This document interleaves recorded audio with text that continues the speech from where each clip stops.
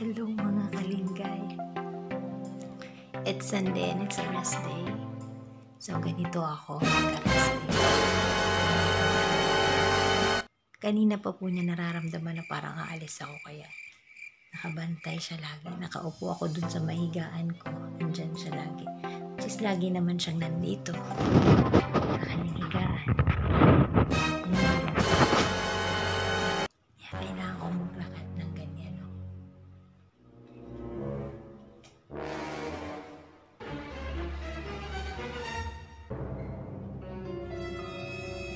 Kailangan hindi niya marinig, hindi niya maramdaman. Kasi magtatatawal siya dun sa may pintuan. At tulog pa lahat ng mga amo ko, walang magbabantay sa kanya. Gotta go guys, see you later. Gagala po tayo ulit mga kalinggay. Gagala tayo ulit. Isasama ko ulit kayo. See you later. Gala. Good morning everyone. Good morning everyone.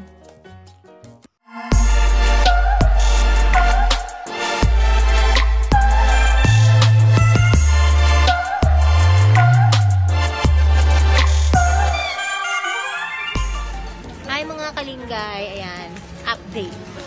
Punta po kami ng ano nga tawag dun? Jofin.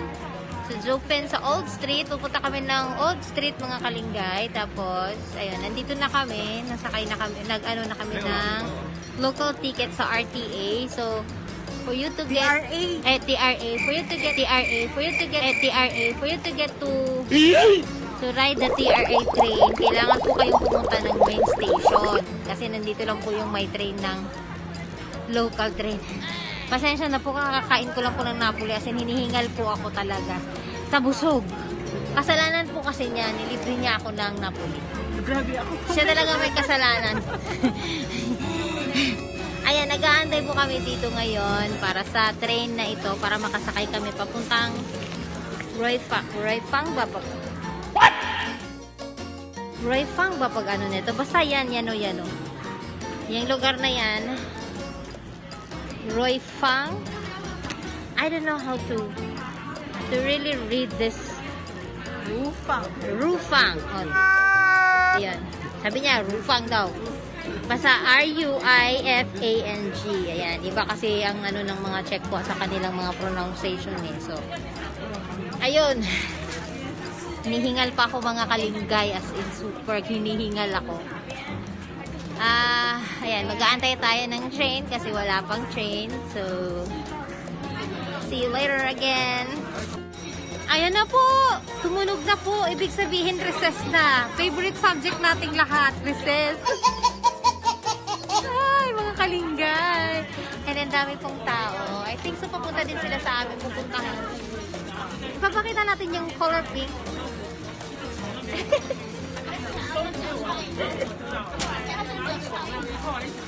Ay, ano ba yan? Parang ano. Hindi ko kasi makita yung mata ko. Ayan po. Hinihingan ako sa busog. Kasalanan po niya.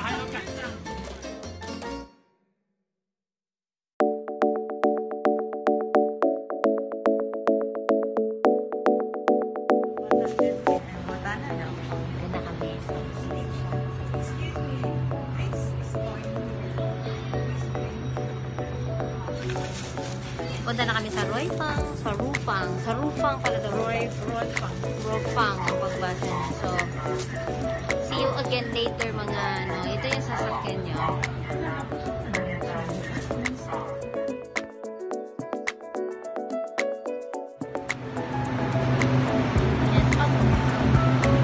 Dito na po kami sa Roifang. Pagbaba niyo po, dyan po sa straight na yan, huwag po kayong bumaba dyan dahil east po yan. So, ang gagawin nyo po, lalakad po kayo diretso doon, dito sa may hagdanan, baba po kayo para doon po kayo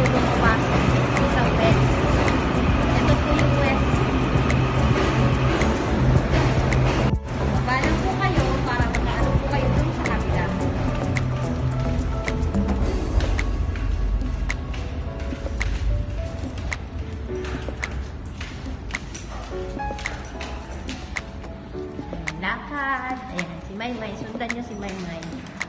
Lakad lang.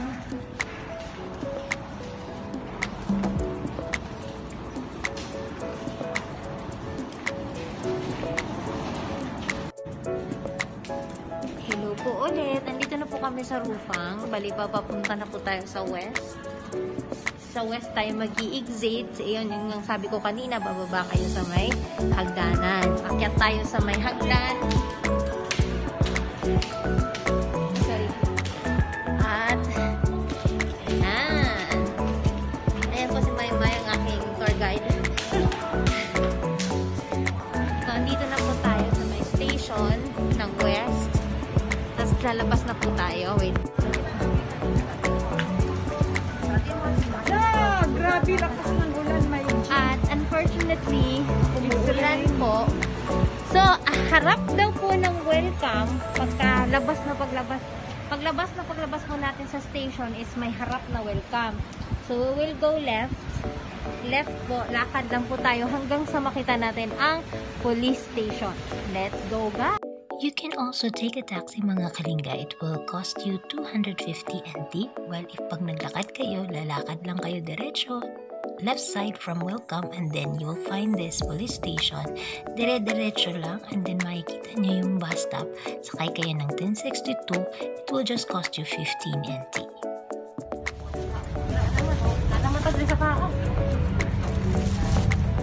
And here we go mga kalinggay. Andito na kami. Pero medyo nakakatakot yung daan na dinaanan namin. Pero malapit lang siya. Pag nakita niyo yung parang pagoda na yan, nandyan na kayo. Ang ganda sana nito kung hindi ulan. I'll show you. Ito na po yun. Ito po yun. Ang ganda po. Oh, parang overlooking siya. Parang kang nasa Baguio. Naglawa man siguro na siya ka.